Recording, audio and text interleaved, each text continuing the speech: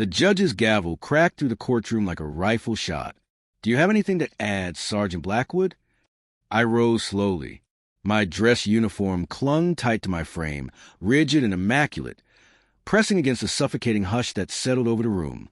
In my hand was a single sheet of paper, white, clean, controlled. I stepped forward and placed it on the judge's bench with quiet precision. He took it, began to read. His eyes widened. His voice dropped low. "Marshal," he ordered without looking up, "lock down this courtroom immediately." Boots thundered. People gasped. Her lawyer stumbled, his briefcase scattering papers across the floor.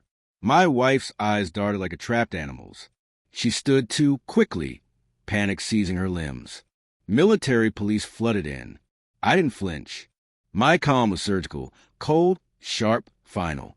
She screamed my name, desperate. I stayed still. 3 years earlier, I had been in a place where the sun rose blood orange over lands older than recorded time. Fort deployment. The desert choked my lungs. I buried young men whose faces I still see in my sleep, but I walked with honor pressed deep in my chest. Her letters had grown less frequent. The smiles in her photos dimmed. I told myself the war was making me paranoid. I wanted to believe it was just distance, that love could stretch and still hold. Then came the call. One night after mission went dark, she phoned, sobbing, said she was pregnant, with twins, said they were mine. I believed her. I always had. You learn fast that the first casualty of war isn't the body, it's trust. I didn't realize, until I stepped off the plane, that I'd already been mortally wounded.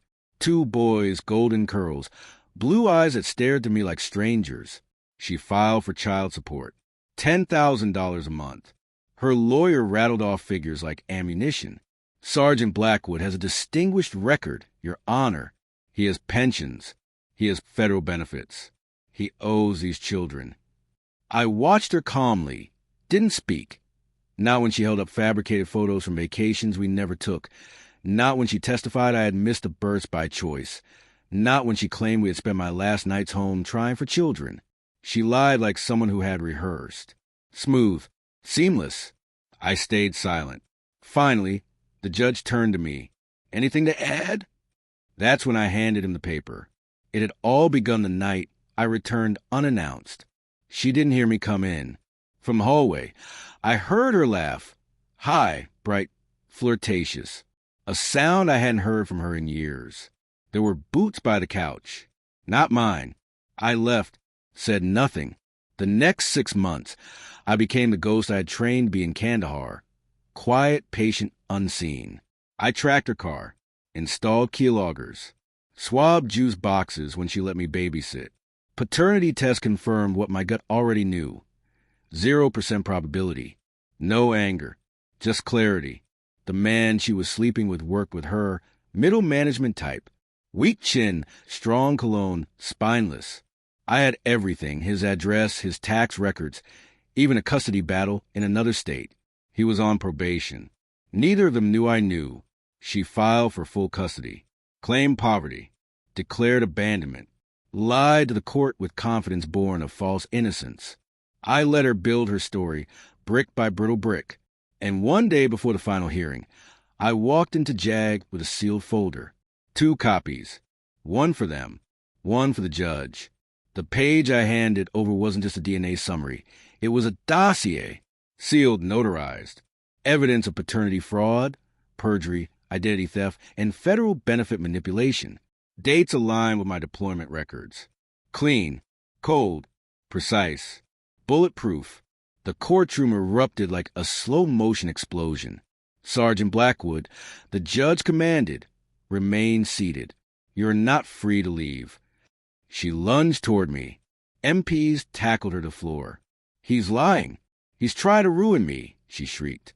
But her lawyer had already stepped back, hands up, lips parted in disbelief. He had seen the file, seen the truth. She'd claimed military spousal benefits while living with another man. That's federal fraud. Court is in recess. The judge snapped. "Sergeant Blackwood, you'll be escorted for debrief."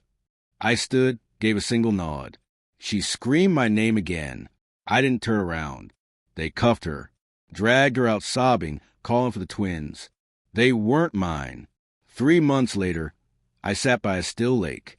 The water was glass, and the autumn leaves floated like ashes. Her trial made local news, briefly.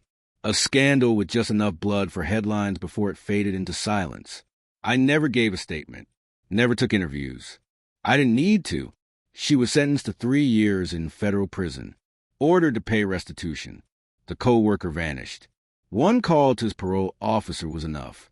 The twins were placed in state custody. It wasn't vengeance. It was extraction. People sometimes ask if I regret anything. Only one thing: trusting someone who mistook loyalty for weakness. Betrayal doesn't erupt. It etches itself slowly, like initials carved into a gravestone. But justice? Justice arrives all at once, like a door kicked open, like a paper laid softly on a judge's bench.